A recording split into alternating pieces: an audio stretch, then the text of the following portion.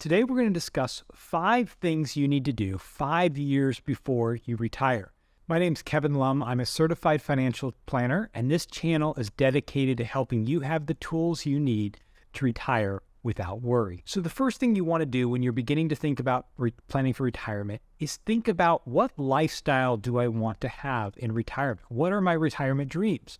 Do I plan on traveling the world? Do I want to stay in my current home? Do I want to move to a lower cost state? What do I imagine myself doing in retirement? In fact, one of the biggest mistakes people make in planning for retirement is not actually thinking about what happens once I retire. In fact, there's some really interesting studies that talk about depression skyrocketing when people enter retirement, because for most of your life, you've been going, and now all of a sudden you're sitting at home and you really don't know what to do with yourself because you haven't planned for that time. So the first step you want to do is actually think about, what do I want to do during my retirement years? Am I going to travel? Am I going to volunteer? People who give back, who volunteer, who do things even that keep themselves active, keep a schedule during retirement, end up having a much healthier and happier and more successful retirement. So the first thing you want to do is just plan, what do I want my life to look like in retirement?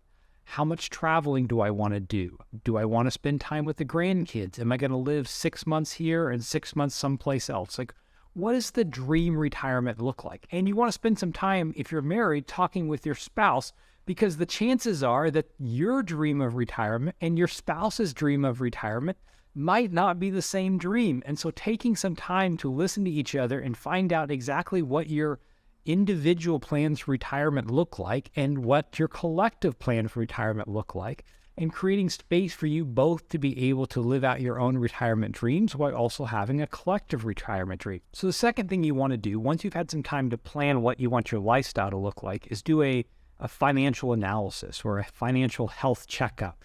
How much savings do you have? What's your current cash savings look like? What do your investment accounts look like? Where is that money allocated? Is it all in a 401k? Do you have a pension coming to you? And sit down and figure out some numbers. So how much debt do you have? What income will you have coming in retirement? Like, do you know how much you should expect during your Social Security years? Are you going to take Social Security early? Are you going to wait till age 70? Does that make sense to delay? So just figuring out, like, what does your income look like? What do your expenses look like? And then what assets do you have? What investments do you have? And are there any gaps? So the numbers you always want to know as you're going into retirement is, first, what do you think your monthly expenses are going to be in retirement? So get that number as close as you possibly can and leave some fluff in that number. Give yourself some room to travel and do things you really enjoy doing. So first thing is, what are your expenses going to be? And then the second number you want to know is, what is your fixed income going to be? Do you have money coming in from a pension or some sort of annuity? How much money can you expect from Social Security? And then the third number you want to know is, what's the gap between your expenses and your fixed income or your static income? And what gap, how much money do you need to each month to fill that gap? And then can you do that well with your investment accounts? And so you want to know, what are your expenses going to be? How much income is basically guaranteed? Can you kind of count on coming in? And then what's that shortfall? And then you also want to do an analysis of your savings. How much money do you have sitting in cash or, short-term treasuries or CDs or whatever it might be? And then how much money is in debt? What kind of debt repayment plan do you have? And then how much money is sitting in debt? So you want to know what those numbers are as you're preparing for retirement. And then know, are there any warning signs, right? Is there a massive gap between your expenses and your income? Or do you have a lot of debt heading into retirement? Or do you have very little cash savings? Right? Each of those could be a problem on their own. But once you kind of have all those numbers and know those numbers, then you can plan more appropriately for your future retirement.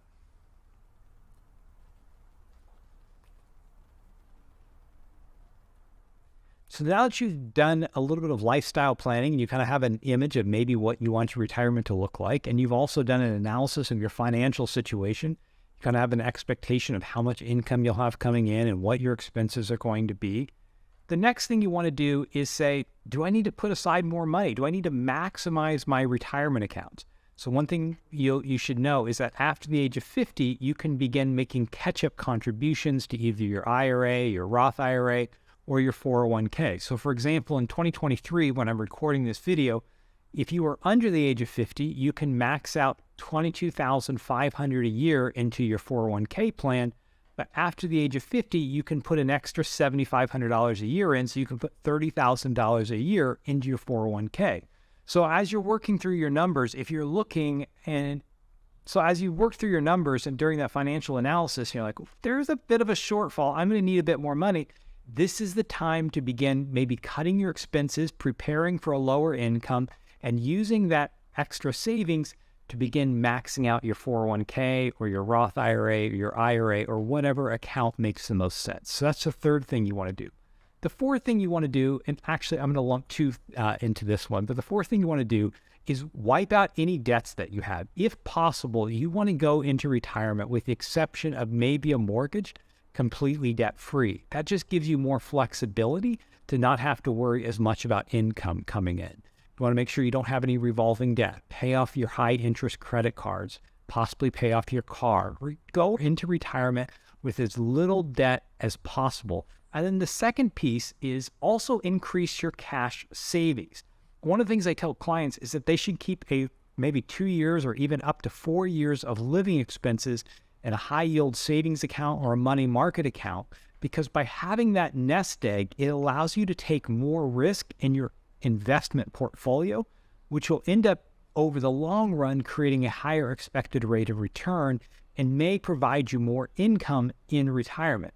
The problem is what a lot of people do is as they begin moving towards the retirement years, they begin pulling down equity risk and increasing bonds. But what that does, but when you increase your bond exposure and reduce your equity exposure, you're also reducing your long-term expected return, because over the long run, you should earn more money from equities than you earn from bonds. Well, if you're now 50% bonds and 50% equity, you do have less volatility in your portfolio, but you're also reducing your long-term expected returns. And so if you can have a war chest of maybe 4 years of living expenses, so the fourth thing I think clients should do, or the fourth thing that you should do as you prepare for retirement is wipe out your debt and increase your cash savings, or as I like to call it, your cash war chest. And number 5, you want to think about tax planning today, not in the future, because taxes are going to be one of the most expensive things you will deal with during retirement. But if you plan well, you can greatly reduce your long-term tax bill. So for example, let's say you have $500,000 in a 401k. Well, when that $500,000 comes out in retirement, you're going to have to pay income tax on that. And depending on what other income that's coming in, it could really push you into a high tax bracket. But if you're strategic about it, you can begin doing Roth conversions, converting some of the money in your 401k into a Roth over a number of years, making sure you don't cross over into the next tax bracket, but also moving that money into the Roth so that it can grow tax-free into perpetuity. Money that's inside an IRA or a 401k, you're going to be required to take required minimum distributions at some point in your life, and that can make it very hard to control your income, which could cause more of your Social Security to be taxed, which could cause you to have to deal with IRMA, which is this pesky fee you have to pay if you earn over a certain amount of money. It's basically a surcharge on your Medicare. So you want to pay attention to what your income is going to be during your retirement years, and you want to be able to control that income as much as possible while also reducing your long-term tax bill. So if you can plan now and say, okay, I am 60 years old now, in 2 years or 3 years, I'm going to retire and I'm not going to take Social Security until age 70. That means I have 7 years of almost no income or very low income.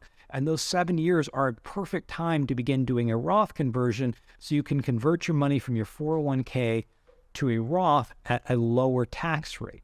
So you can basically fill up the bucket, right, up to a certain percentage so you don't go into the next tax bracket, do the Roth conversion up to that point in year 1, do it again in year 2, in year 3, year 4. So creating a plan today for your future taxes can end up saving you a fortune over the long run, not only in your tax bill, but also allow you to control more of your income in the future. So those tips will get you on the road to preparing yourself well for retirement. So just quickly to recap, the first thing you want to do is think about your lifestyle. What type of life do I want to live in retirement? And then the second thing you want to do is do an analysis of your financial situation. What are my expenses going to be? How much do I have saved? What is a fixed income that's coming in? How much money can I count on each month? And what's the shortfall? What investments do you have? Right? Thinking through, getting all your financial pieces on paper so you know what you have. And then the third step you want to do is you want to maximize your retirement accounts. If there is a shortfall, use this period to begin to cut expenses and save more money. And then the fourth step is pay off all your debt if possible, increase your cash war chest, and then finally prepare for future taxes. Preparing for taxes today can save you a fortune. And when I say a fortune, even for a person that's not very wealthy, it can mean the difference in like $250,000 or more in tax savings over your life. So preparing now can end up saving you a fortune over the long run. Thanks for watching. If you enjoyed this content, if it was helpful to you, if you would do me a favor and click the like button, subscribe, leave a comment, all those things help the Google algorithms know, or the YouTube algorithms know, that this content is worth watching. Thanks again.